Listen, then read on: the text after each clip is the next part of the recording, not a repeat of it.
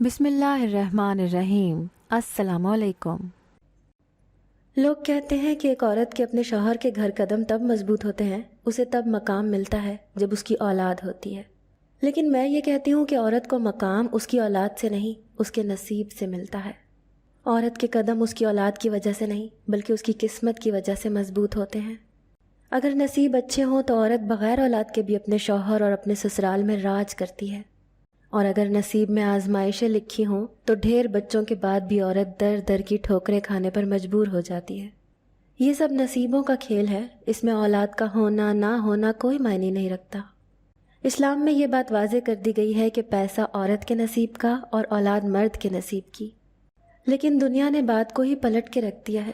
پیسہ نہ ہو تو مرد کا قصور نکالا جاتا ہے، اور اگر اولاد نہ ہو تو عورت قصوروار ٹھہرائی جاتی ہے، جبکہ ان دونوں ہی وجوہات میں قصوروار کوئی بھی نہیں ہے۔ رزق اور اولاد اس رحیم اللہ کے ہاتھ میں ہے، وہ جسے چاہے عطا کرتے، جس سے چاہے عطا کر کے چھین لے، جس کو چاہے بن مانگے دیتے، جس کو چاہے گڑ گڑانے پر بھی نہ دے۔ یہ سب رب کے فیصلے ہیں کہ وہ کس کو عطا کرنا چاہتا ہے اور کس کو نہیں، کسے دیر سے دینا چاہتا ہے اور کسے جلدی، کسے کتنا دینا چاہتا ہے اور کسے کتنا۔ عورت اس جگہ پہ بے بس ہو جاتی ہے جب اسے ایسے کٹہرے میں لا کر کھڑا کر دیا جائے جہاں اس کے پاس بیان کرنے کے لیے کوئی گناہ موجود نہ ہو، پھر بھی دھکے سے اس کو کہلوایا جائے کہ وہ گناہ گار ہے۔ میرا نام ماہم ہے، میری عمر 47 سال ہے، میرے ابا زمیندار اور اماں گھریلو خاتون ہیں، ہم 6 بہن بھائی ہیں۔ سب بہن بھائیوں میں سب سے خوبصورت تھی، جو دیکھتا رشک کرتا۔ لمبے گھنے بال، نین نقش بھی بے حد خوبصورت، اور نہ صرف خوبصورت تھی بلکہ گھر بھر کی لاڈلی بھی تھی۔ اور وہ کہتے ہیں نا، جو گھر کا لاڈلا ہو قسمت اکثر اسے ہی آزماتی ہے۔ بچپن سے اماں ابا سے پیار محبت ملا، ہر خواہش منہ سے نکلنے سے پہلے پوری ہو جاتی۔ باقی سب بہن بھائی بھی میری قسمت پر رشک کرتے تھے۔ رشتہ داروں میں ماہم ہر طرف مشہور تھی، اور پھر شاید کسی کی نظر لگ گئی اور میرے نصیب ہی پلٹ کر رہ گئے۔ میری بڑی بہن جس کا رشتہ کہیں نہیں ہوتا تھا، وجہ چھوٹا قد اور موٹاپا تھا۔ بہت سی جگہ پر رشتہ دیکھنے کے بعد ایک جگہ رشتہ ہوا، کافی امیر لوگ تھے۔ میری بڑی بہن کی منگنی ہوئی تو لوگ لالچی نکلے۔ ایسا نہیں تھا کہ ہم نے اپنی بیٹی کو کچھ دینا نہیں تھا، لیکن ان کی لالچ میری ہی بہن کے آگے آتی، تبھی ہم نے منگنی توڑ دی۔ ہمارے گھر کا پہلا رشتہ ہی اتنا خراب ثابت ہوا تھا کہ اماں ابا سمیت ہم سب ڈر گئے تھے۔ میں نے اماں سے کہہ دیا کہ اب جہاں بھی کرے سوچ سمجھ کر کریں گے۔ انہی دنوں بہن کا پھر سے رشتہ آیا، تو اس بار رشتہ کافی اچھا تھا۔ لوگ نیک شریف تھے، لڑکا اتنا خوبصورت نہیں تھا لیکن قبول صورت تھا۔ میں نے اپنی بہن کو سمجھایا کہ لڑکے کی شکل و صورت پر نہیں بلکہ اس کے اخلاق کی طرف دیکھو۔ بہن کی شادی ہوئی جو کافی دھوم دھام سے کی گئی۔ اللہ کے کرم سے وہ اپنے گھر میں خوش باش تھی، شوہر قدر کرنے والا تھا، پیار محبت دیتا تھا۔ جاتے ہی اللہ نے اولاد دے دی، سب بہت اچھا چل رہا تھا۔ سب کے دلوں سے پہلے رشتہ ٹوٹنے کا ڈر خوف سب ختم ہو چکا تھا۔ اب باری میرے رشتے کی تھی۔ میرے ابا کو بہت شوق تھا کہ وہ اپنے تمام بچوں کی شادی چھوٹی عمر میں ہی کرتے۔ میں جس گاؤں میں رہتی تھی اس گاؤں میں ہمارے جاننے والوں کا ایک بیٹا تھا، سکندر۔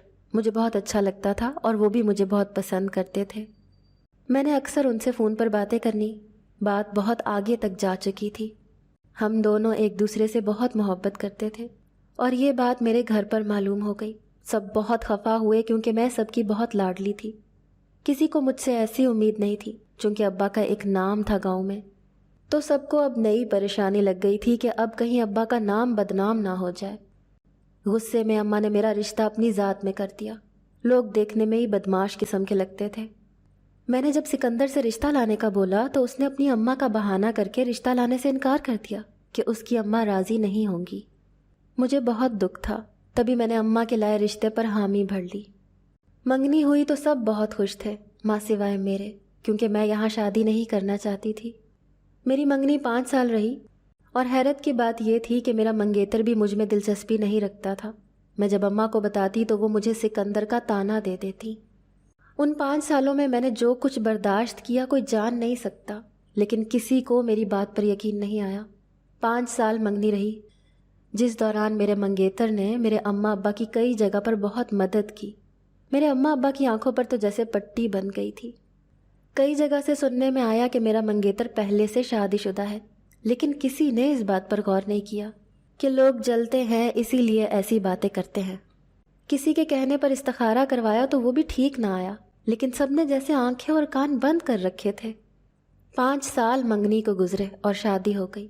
شادی کے پہلے دنوں میں لڑکوں کو جیسے بہت شوق ہوتا ہے اپنی نئی نویلی دلہن کے ساتھ وقت گزارنے کا، لیکن میرے شوہر کو ایسے کوئی شوق لاحق نہیں تھے۔ میں اکثر حیران ہوتی، میرا شوہر کئی دن گھر نہیں آتا تھا اور اس سے کوئی بھی پوچھنے والا نہیں تھا۔ اکثر جب میں اپنے شوہر سے پوچھتی کہ وہ کہاں پر تھا تو وہ 100 بہانے کرنے لگتا کہ میں کام کے سلسلے میں باہر تھا۔ کئی دن وہ ملک سے باہر رہتا، لیکن یہاں کسی کو پرواہ نہیں تھی۔ جب میری شادی ہوئی تو سب نے کہنا شروع کر دیا، یاسر تو بہت خوش نصیب ہے جو اسے اتنی چھوٹی اور پیاری بیوی ملی ہے، لوگ ترستے ہیں ایسی لڑکیوں کو۔ لیکن یہاں کسی کو پرواہ نہیں تھی۔ اب تو میں پریشان رہنے لگی تھی کیونکہ میرا شوہر مجھے وقت ہی نہیں دیتا تھا۔ ایسے ہی میری شادی کو 4 سال ہو گئے تھے، مگر میری اب تک کوئی اولاد نہیں تھی۔ میں دن بھر روتی رہتی تھی، اپنے کمرے میں تنہا رہ کر بھی اب تھک چکی تھی۔ ہر وقت دعا گو رہتی کہ اللہ مجھے اولاد عطا کرتے تاکہ میں بھی کسی کام میں مصروف ہوں، مجھے بھی پتا ہو کہ میرے یہ کام ابھی کرنے والے ہیں۔ کئی بار میں نے اپنے شوہر سے بولا کہ ہم مل کر ٹیسٹ کروا لیتے ہیں، لیکن میرے شوہر آگے سے مجھ سے کم رویہ بگاڑ لیتے اور مجھے بانجھ ہونے کا طعنہ دیتے۔ میں نے اپنے شوہر کو بتائے بغیر اپنے تمام ٹیسٹ کروائے، جس میں تمام رپورٹس بالکل ٹھیک آئی تھیں۔ اب مجھے اپنے شوہر کے ٹیسٹ کروانے تھے، لیکن میں جب ٹیسٹ کا ذکر کرتی تو میرے شوہر مجھ پر برس پڑتے۔ شوہر کا رویہ ابھی برداشت نہیں ہوتا تھا کہ میری ساس مجھے ہر وقت طعنے دیتی رہتی تھی۔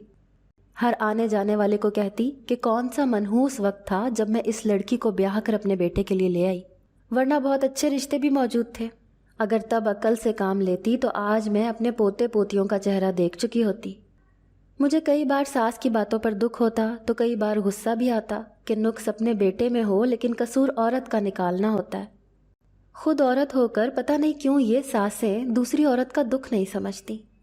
شاید وہ یہ بات بھول جاتی ہیں کہ وہ بھی پہلے کسی کی بہو رہ چکی ہیں اور وہ بھی پہلے کسی کی بیوی رہ چکی ہیں، ایسی ہی مشکلات کا سامنا انہیں بھی کرنا پڑا ہوگا۔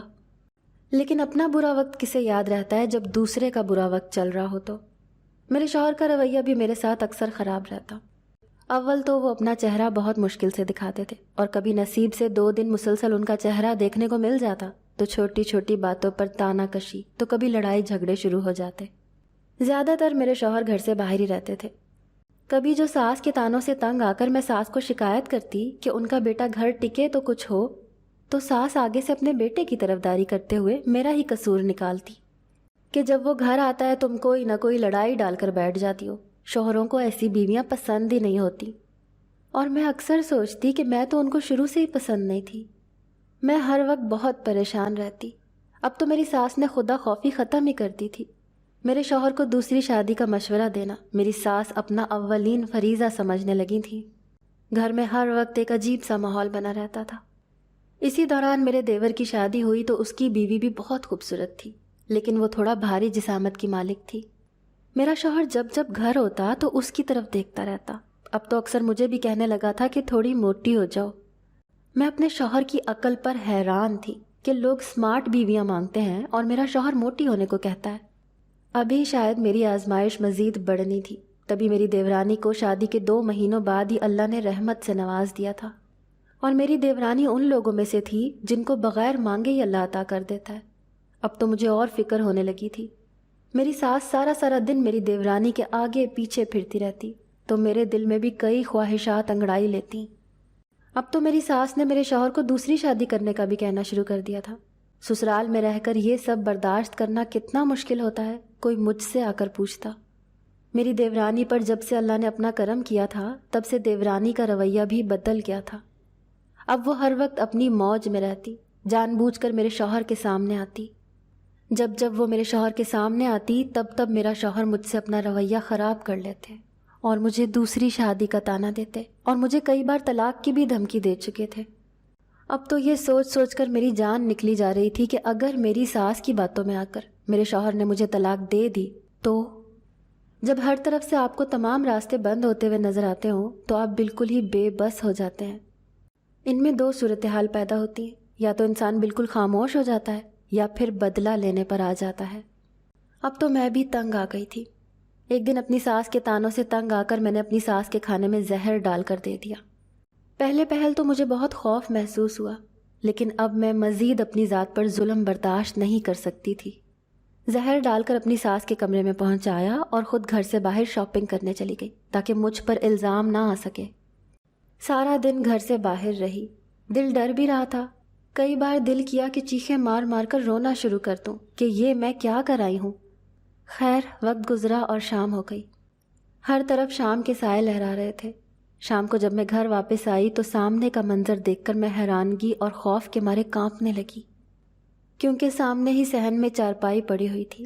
لیکن یہ کیا، میری ساس تو بالکل ٹھیک سامنے بیٹھی بین ڈال رہی تھی، تو آخر چارپائی پر کون تھا؟ میں کانپتے وجود کے ساتھ مزید تھوڑا آگے گئی تو میری جان لبوں پر آ گئی جب میں نے چارپائی پر اپنے دیور کی لاش کو دیکھا، جس کے منہ سے جھاگ نکل رہی تھی اور جس کا جسم نیلے رنگ کا ہو چکا تھا۔ مجھے ایسا لگا جیسے کھلی فضا میں بھی آکسیجن کی کمی ہو گئی ہے۔ میرا سانس بند ہونے لگا تھا۔ میں نے یہ تو نہیں چاہا تھا۔ میری دیورانی اونچی اونچی چیختی رو رہی تھی اور میری ساس بھی اپنے جوان بیٹے کی موت کا سوگ منا رہی تھی۔ میرا شوہر بار بار مردوں میں کھڑا تھا، لیکن میرا دھیان اس وقت اگر کسی طرف جا رہا تھا تو وہ بچہ تھا جو دنیا میں آنے سے پہلے ہی میری بے وقوفی کی وجہ سے یتیم ہو گیا تھا۔ میری ساس نے مجھے دیکھا تو مزید زور زور سے رونے لگی اور مجھے گھر سے نکل جانے کو کہا۔ میں حیرت سے اپنی ساس کی طرف دیکھنے لگی جو مجھے کلموہی، کالی نظر والی اور نہ جانے کیا کیا کہہ رہی تھی۔ ان کو لگا تھا کہ ان کے بیٹے کی موت میری نظر لگنے کی وجہ سے ہوئی ہے۔ اب مجھے غم بھول کر اپنی ساس پر پھر سے غصہ آنے لگا تھا۔ میں نے اپنا بیگ اٹھایا اور کمرے میں چلی گئی اور جنازہ اٹھنے سے تقریباً 10 منٹ پہلے کمرے سے باہر نکلی۔ گاؤں کی تمام عورتیں جن کو میری ساس نے پہلے ہی میرے خلاف باتیں کر کر بدزن کیا ہوا تھا، اب میرے کمرے میں رہنے کی وجہ سے ان کو اور موقع مل گیا تھا کہ وہ مجھے باتیں کر سکیں، لیکن مجھے یہاں اب کسی کی پرواہ نہیں تھی۔ جنازہ اٹھا تو میری دیورانی کی طبیعت خراب ہونے لگی۔ جلدی سے ڈاکٹر کو چیک کروایا گیا، اور یہاں مجھے اس بات کی تکلیف تھی کہ جب میں بیمار ہوں تو تب بھی خود ہی اپنا بے جان وجود گھسیٹتے ہوئے لے کر جاؤں۔ اب تو مزید میرے دل میں اپنی دیورانی کے لیے نفرت پیدا ہو گئی تھی۔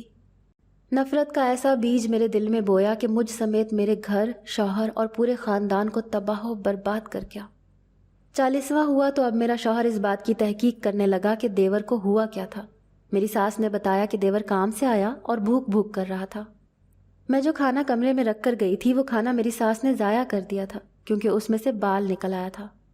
اب تو مجھے حیرت اور تجسس ہونے لگا تھا کہ اگر میرا زہر ملا کھانا دیور نے نہیں کھایا تو اس کی موت کیسے ہوئی اور اس کے جسم میں سے زہر کیسے نکلا۔ میں حیرت سے آنکھیں پھاڑے اپنی ساس کو ہی سن رہی تھی جب میری ساس نے بتایا کہ پھر میرے دیور کو کھانا میری دیورانی نے لا کر دیا۔ کھانا کھاتے وقت میری دیورانی نے کچھ پیپر سائن کروائے تھے، یہ کہہ کر کہ دیورانی کے ابو کو اپنے بچوں کے سائن چاہیے، بیٹوں کی بیویوں اور بیٹیوں کے شوہروں کے بھی۔ میری دیورانی کے سائن کروانے کے فوراً بعد میرا دیور گلا پکڑ کر بیٹھ گیا۔ اتنی دیر میں میری ساس کمرے میں آئی تو دیور کے منہ سے جھاگ نکل رہی تھی اور دیورانی حیران پریشان سی دیور کی طرف دیکھ رہی تھی، اور پھر ایک دم سے چیخنے لگی کیونکہ دیور بے ہوش ہو کر بیڈ پر گر چکا تھا۔ جب ڈاکٹر کو بلایا گیا تو پتہ چلا کہ اب دیور اس دنیا میں نہیں رہا، لیکن حیرت کی بات یہ تھی کہ ڈاکٹر کو بھی پتہ نہیں چلا کہ دیور جی کو آخر ہوا کیا ہے۔ جان تو میری تب فنا ہوئی جب میری ساس نے مجھ پر الزام لگانا شروع کیا کہ میں جیلس ہوتی تھی اور میری نظر بد میرے دیور کو لگی اور وہ اس دنیا سے چلے گئے۔ مجھے اب ساس پر بے انتہا کا غصہ آنے لگا کیونکہ میری ساس میرے شوہر کو میری دیورانی کے سامنے کہنے لگ گئی تھی کہ دوسری شادی کر لو، یہ تو ہماری نسل آگے نہیں بڑھا سکتی۔ اب میں رو رو کر اپنے گناہوں کی معافی مانگتی اور اپنے لیے اولاد کی دعائیں کرتی، اور پھر شاید میری آزمائش میں کمی کر دی گئی تھی جو شادی کے 4.5 سال بعد اللہ نے مجھ پر اپنا کرم کر دیا تھا۔ جب گھر بھر میں سب کو پتہ چلا تو سب ایک دم جیسے بدل گئے۔ میرا شوہر میرا خیال رکھنے لگا تھا، میری ساس ہر وقت میرے آگے پیچھے گھومتی پھرتی۔ میرے شوہر اگر باہر رہتے تو میری ساس اب ان کو ڈانٹتی اور آنکھوں ہی آنکھوں میں نہ جانے کیا کیا کہتی تھیں۔ اکثر اوقات اب یاسر کے فون پر بہت سی کالز آنے لگی تھی اور ہر بار کوئی نیا نمبر ہوتا تھا۔ میں نے نظر انداز کر دینا کہ شاید کوئی دوست یار ہے۔ دن گزرتے گئے۔ میری دیورانی کے گھر بہت پیارا سا بیٹا پیدا ہوا۔ اپنے شوہر کے بعد جیسے اب وہ بہت بدل گئی تھی، ہر وقت چڑچڑی رہتی تھی، ہر ایک کو غصے سے بولتی، اکثر میری ساس سے بھی بدتمیزی کر جاتی، لیکن وہ یہ کہہ کر برداشت کر لیتی کہ ابھی جس حالت میں ہے وہ اکثر ایسا ہوتا ہے۔ مجھے تو حیرت ہوتی جب میری دیورانی میری ساس کو برا بھلا بھی کہتی۔ بیٹا ہوا تو جیسے اب اس میں نہ جانے کہاں سے اتنی اکڑ آ گئی تھی، وہ کسی کو خاطر میں لیتی نہیں تھی۔ اس کے بیٹا پیدا ہونے کے بعد مجھے اللہ نے بہت پیاری سی بیٹی دی، اور اب مجھے بھی لگنے لگا تھا کہ میرے قدم اپنے گھر میں مضبوط ہو جائیں گے۔ لیکن اب ہر ایک کا نصیب میری دیورانی کی طرح نہیں ہوتا۔ میری ساس ابھی بھی مجھ پر دیورانی کو فوقیت دیتی۔ پہلے اس بات کا رونا تھا کہ اولاد نہیں ہوتی، اب اللہ نے اولاد دی تھی تو اس بات کا رونا تھا کہ بیٹا کیوں نہیں ہوا، بیٹی کیوں ہوئی ہے۔ اور ہر بار تو اللہ اپنی تخلیق میں نقص پسند نہیں کرتا۔ ایک روز دوپہر کے وقت میں اپنی بیٹی کے ساتھ خوش گپیوں میں مصروف تھی کہ یاسر گھر میں داخل ہوا اور اس کے ساتھ ایک عجیب سی بھاری بھرکم وجود لیے ایک عورت داخل ہوئی۔ وہ چہرے سے ہی اچھی لڑکی نہیں لگ رہی تھی، لیکن میرا سانس ایک دم گلے میں ہی اٹک گیا کیونکہ وہ یاسر کے ساتھ ساتھ ہی اندر داخل ہو رہی تھی۔ میں دم سادھے یاسر اور اس اجنبی عورت کو دیکھ رہی تھی۔ میری ساس نے حیرت سے پوچھا کہ یہ کون ہے؟ تو یاسر کی بات پر مجھے لگا میرا دل بند ہو جائے گا۔ جب یاسر نے بتایا کہ یہ آپ کی نئی بہو ہے، یہ دے گی آپ کو بیٹا، میری ساس تو ایک دم اس کے صدقے واری جانے لگی تھی، جیسے وہ بیٹا پیچھے سے ساتھ لے کر آئی ہو۔ اللہ سب دیکھتا ہے اور انصاف بھی کرتا ہے۔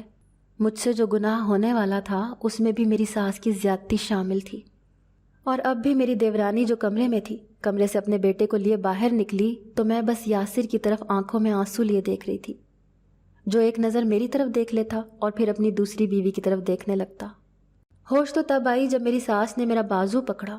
میں نے چونک کر اپنی ساس کی طرف دیکھا جو مجھے کھینچ کر اٹھا رہی تھی۔ میں نے جلدی سے اپنی بیٹی کو سینے سے لگایا تو میری ساس کے الفاظ نے میرے دل کو کرچی کرچی کر دیا۔ جب ساس نے کہا کہ ہاں ہاں اٹھا لے اپنی اتنی خوبصورت بیٹی، نہیں چاہیے تیری بیٹی، اور مجھے دھکے مار کر گھر سے نکال دیا۔ میں روتی رہی، تڑپتی رہی کہ مجھے گھر سے نہ نکالیں، لیکن میری کسی نے نہ سنی۔ میں اپنی بیٹی کو لیے در در پھرتی واپس سے اپنے میکے چلی گئی۔ جب میرے ابا کو پتہ چلا کہ میرے ساتھ کیا کیا ظلم بیتے ہیں تو وہ دل پر ہاتھ رکھے بے سدھ لیٹ گئے۔ گھر میں تو جیسے کوہرام مچ گیا تھا۔ اماں اور باقی بہن بھائی تو جیسے آدھے ہو گئے تھے۔ ابا کو دل کا دورہ پڑا تھا۔ دل کا دورہ پڑنے سے ابا کی موت ہو گئی۔ ابا کی موت کے بعد جیسے مجھ میں پھر سے جان آ گئی تھی کہ نہیں، مجھے کچھ کرنا ہے، مجھے کچھ بن کے دکھانا ہے، خود کے لیے نہیں، نئے رشتے کے لیے نہیں، اپنی بیٹی کے لیے۔ پڑھی لکھی تھی تو نوکری کی تلاش شروع کر دی۔ کچھ محنت مشقت کے بعد مجھے ایک جگہ اچھی نوکری مل گئی جہاں میں اپنی بیٹی کو بھی لے کر جا سکتی تھی۔ میں نے نوکری شروع کر دی۔ 6 مہینے گزرے تو کمپنی والوں نے مجھے گاڑی بھی دی اور گھر بھی دیا رہنے کے لیے۔ میں نے اس کمپنی کے لیے خوب محنت کی اور اس کو بہت ترقی دلوائی۔ کمپنی کے مینیجر نے خوش ہو کر میری پروموشن کر دی، جس میں وہی گھر جو ابھی مجھے رہنے کے لیے ملا تھا وہ مجھے تحفے میں دے دیا۔ اب وہ گھر میرا ذاتی گھر تھا۔ ایک روز میں کام سے واپس آ رہی تھی کہ مجھے راستے میں ایک مانگنے والی نظر آئی۔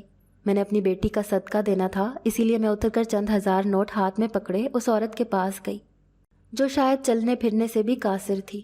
کپڑے جگہ جگہ سے پھٹے ہوئے تھے۔ مجھے اس عورت کی مظلومیت پر بہت ترس آیا۔ میں نے جیسے ہی پیسوں والا ہاتھ آگے بڑھایا، عورت میری طرف دیکھنے لگی۔ چونکہ میرا چہرہ پیچھے اپنی بیٹی کی طرف تھا تو میں اس عورت کا چہرہ نہ دیکھ سکی۔ ہوش تو تب آئی جب اس عورت نے مجھے ماہم پکارا۔ میں چونک کر جیسے ہی مڑی، میرے پیروں تلے سے زمین نکل گئی، کیونکہ وہ کوئی اور نہیں بلکہ میری ساس تھی۔ 6 مہینوں میں اس عورت کا کیا حال ہو چکا تھا۔ وہ تو مجھے دیکھتے ہی جیسے خوشی سے پاگل ہو گئی تھی، میرے ہاتھ چومنے لگیں اور رو رو کر مجھ سے معافیاں مانگنے لگیں۔ میری بھی آنکھوں سے آنسو روا ہو گئے تھے اس عورت کی حالت دیکھتے، جس نے مجھ پر ظلم کرتے ایک بار نہیں سوچا ہوگا کہ میرے معصوم دل پر کیا گزرتی تھی جب وہ میرے سامنے میرے شوہر کو دوسری شادی کا کہتی تھی، اور اس وقت مجھ پر کیا گزری ہوگی جب ایک غیر عورت کے سامنے مجھے گھر سے نکالا تھا۔ میں پیسے اپنی ساس کے ہاتھ میں تھماتی واپس مڑنے کو تھی کہ ساس کی بات نے جیسے میرے دل پر چھریاں چلا دیں۔ جب اس نے کہا کہ میں نے کئی دنوں سے کچھ نہیں کھایا، مجھے کھانا دلوا جاؤ، ان پیسوں سے میں اپنے بیٹے کا علاج کروا لوں گی۔ میں نے چونک کر اپنی ساس کی طرف دیکھا اور پھر آنسو صاف کرتے پاس بیکری سے کھانے کا سامان لے کر ساس کو پکڑایا۔ میں واپس مڑنے کو تھی جب میری ساس نے میرے پیر پکڑ کر چومنے شروع کر دیے۔ مجھے حیرت کا شدید جھٹکا لگا۔ میں نے جھٹ سے اپنی ساس کو پیچھے کیا اور ان کو اپنے ساتھ لگا کر پھوٹ پھوٹ کر رو دی۔ چونکہ ابھی تک میری طلاق نہیں ہوئی تھی تو میں آج بھی یاسر کے نکاح میں تھی۔ میں نے اپنی بیٹی کو پکڑا، گاڑی ایک طرف لگائی اور اپنی ساس کے ساتھ اپنے شوہر سے ملنے چلی گئی، جو تقریباً بستر مرگ پر تھا۔ میں نے جا کر اس کی حالت دیکھی۔ یاسر کا بہت بڑا ایکسیڈنٹ ہوا تھا، جس سے ایک بازو اور ایک ٹانگ پر اثر ہوا تھا۔ وہ حرکت نہیں کرتی تھی اور منہ کا جبڑا ٹوٹ چکا تھا۔ گندے میلے کپڑے پہنے وہ ایک بوسیدہ سے کمرے میں لیٹا ہوا تھا، جہاں ایک چارپائی اور ایک پھٹی ہوئی چٹائی تھی۔ یاسر مجھے دیکھتے ہی رونے لگا اور مجھ سے معافی مانگنے لگا۔ جبڑا ٹوٹنے کی وجہ سے اس سے بولنے میں مشکل پیش آ رہی تھی۔ میں نے ایمبولینس منگوائی اور یاسر کو ہسپتال لے کر گئی۔ وہاں اس کا علاج کروانا شروع کیا۔ علاج 3 مہینوں کا تھا۔ میں ہر مہینے ان کو پیسے بھیج دیتی۔ اکثر اوقات میں مل بھی آتی۔ جو گھر مجھے تحفے میں ملا تھا وہ گھر میں نے اپنی ساس کو رہنے کے لیے دے دیا تھا۔ میری ساس اب وہاں ہی رہ رہی تھی۔ یاسر گھر آ چکا تھا۔ میں اکثر اپنی ساس کو ملنے جاتی یا یاسر کی دوائیاں دینے جاتی تو یاسر میری طرف حسرت بھری نظروں سے دیکھتے، اپنی بیٹی کو دیکھ کر جیسے یاسر میں جان آ جاتی۔ میری ساس بھی میری بیٹی سے بے حد پیار کرتی تھی۔ ایک روز میں گھر گئی تو میری ساس رو رہی تھی۔ میرے پیروں تلے سے زمین نکل گئی۔ میں نے جاتے ہی یاسر کے بارے میں پوچھنا شروع کر دیا کہ وہ ٹھیک ہے، کہاں ہے یاسر؟ یاسر جو میرے پیچھے ہی کھڑا تھا مجھے جھٹ سے اپنے سینے سے لگایا اور پھوٹ پھوٹ کر رونے لگا۔ میرا بھی اب صبر جیسے جواب دے گیا تھا۔ میں بھی ان کے سینے سے لگی پھوٹ پھوٹ کر رو دی۔ آنسو صاف کیے تو میری ساس نے بتایا کہ میرے جانے کے بعد ان لوگوں کی اس حالت کا ذمہ دار کون ہے۔ میرے گھر سے نکلنے کے بعد میری دیورانی نے اپنا روپ دکھانا شروع کر دیا تھا۔ ہر وقت بدتمیزی کرنا جیسے اس کا پسندیدہ موضوع تھا۔ ایک روز میری ساس نے اس کی بدتمیزی سے تنگ آ کر اسے گھر سے نکل جانے کو کہا، لیکن حیرت تو تب ہوئی جب میری دیورانی نے میری ساس کے سامنے چند پیپرز کیے جو کہ میری دیورانی کے نام پر تھے۔ ساری جائیداد دیورانی اپنے نام کروا چکی تھی۔ اسی دوران میرے شوہر کا ایکسیڈنٹ ہوا اور وہ بستر پر لگ گئے۔ میری سوتن نے جب دیکھا کہ اب یاسر کے پاس دولت بھی نہیں ہے اور وہ کسی قابل بھی نہیں رہا تو وہ اس کو چھوڑ کر کسی انگریز کے ساتھ بھاگ گئی۔ میری دیورانی نے میرے شوہر اور میری ساس کو گھر سے نکال دیا۔ در در کی ٹھوکریں کھانے کے بعد کسی نے ان پر ترس کھا کر ایک کمرہ فی سبیل اللہ دے دیا۔ بے شک اللہ بہترین چال چلنے والا ہے۔ اگر میں خود ان سے بدلہ لینے لگتی تو اللہ مجھے اس جگہ پر نہ پہنچاتا۔ مجھ سے جو گناہ ہونے والا تھا میں اس کی سزا بھگت چکی تھی، اور جو میرے ساتھ میری ساس اور میرے شوہر نے کیا تھا وہ بھی اس کی سزا بھگت چکے تھے۔ اب میں مزید ان کو سزا دیتی تو یہ اللہ کے سامنے زیادتی ہو جاتی، اسی لیے میں نے ان دونوں کو دل سے معاف کر دیا تھا۔ اب جب میں اپنی ساس سے ملنے جاتی تو وہ مجھے کہتی کہ تمہارا گھر تمہارا انتظار کر رہا ہے، ادھر آ کر اس کو بسا لو۔ میں نے بھی سب کی رضامندی سے یاسر سے کچھ اسٹیمپ پیپر سائن کروانے کے بعد پھر سے اپنا گھر بسانے کا فیصلہ کیا۔ اسٹیمپ میں میری کچھ شرائط تھیں جو ان کو پوری کرنی تھی، جس پر یاسر نے بھی حامی بھری اور میں بھی سب کچھ بھلائے واپس سے اپنے گھر میں آ گئی۔ اکثر اوقات میرے دل میں آتا تھا کہ انہوں نے میرے ساتھ کیا کیا تھا، لیکن پھر اپنے دل کو بڑا کرتی اور سب کچھ بھلانے کی کوشش کرتی تھی۔ زندگی اب کچھ سکون سے گزر رہی تھی اپنی بیٹی اور شوہر کے ساتھ۔ اب میری ساس بھی سب کا بہت خیال رکھتی تھی۔ غم کے بادل جھڑ چکے تھے۔ خوشیوں نے انگڑائی لی تو میں نے بھی دل کھول کر اس انگڑائی کا مزہ لیا۔ انسان اپنا ماضی یا ماضی میں گزری تکلیفوں کو بھلا تو نہیں سکتا، لیکن مستقبل میں آنے والی خوشیوں کا سوچ کر سکون محسوس کر سکتا ہے۔ ایسا نہیں ہے کہ ماضی کی تلخیاں مستقبل پر اثر نہیں کرتی، لیکن اگر ہم ماضی میں رہیں گے تو مستقبل کی خوشیوں کا حساب کرنا مشکل ہو جاتا ہے، اور وہ انسان بے وقوف ہے جو ماضی میں رہ کر مستقبل یا حال کی خوشیاں بھی گنوا دے۔ یا تو اسے خوشیاں پسند نہیں ہوتی یا وہ خوشیوں کے قابل نہیں ہوتا۔ میرے ابا کا جو خواب تھا اب یاسر پورا کر رہا تھا۔ میرے باقی چھوٹے بہن بھائیوں کی بھی شادی بھی کروائی تھی۔ مجھ سے چھوٹی بہن کی شادی یاسر نے بہت دھوم دھام سے کی۔ میرے مائکے والوں نے بھی یاسر کو معاف کر دیا تھا۔ زندگی جیسے بہت خوبصورت ہو گئی تھی۔ تمام فرض سے ادا ہونے کے بعد میں نے اور یاسر نے عہد کیا تھا کہ اب ہم اگلا نیکی کا کام عمرہ کرنے کا کریں گے۔ اس بات میں کوئی شک نہیں کہ یاسر نے بہت بھاگ دوڑ کی تھی عمرے کے لیے، اور اللہ نے اس کی محنت کا پھل دے ہی دیا تھا۔ اسی سال میں یاسر، ہماری بیٹی، میری ساس اور میری اماں عمرے پر گئے تھے۔ میں نے بھی سوچ لیا تھا کہ ماضی کو بھلا کر اب میں اپنے شوہر کے ساتھ نئی زندگی گزاروں گی۔ بس اللہ نیکی کی راہ پر لگائے رکھے، شیطان کے شر سے محفوظ رکھے۔ اگر آپ کو آج کی ہماری کہانی پسند آئی ہے تو اسے لائک کیجیے اور اپنے پیاروں کے ساتھ شیئر کیجیے، اور ہاں، اگر ابھی تک آپ نے ہمارا چینل سبسکرائب نہیں کیا تو ضرور کیجیے۔ ملتے ہیں کل ایک نئی اور دلچسپ کہانی کے ساتھ، تب تک کے لیے اللہ حافظ۔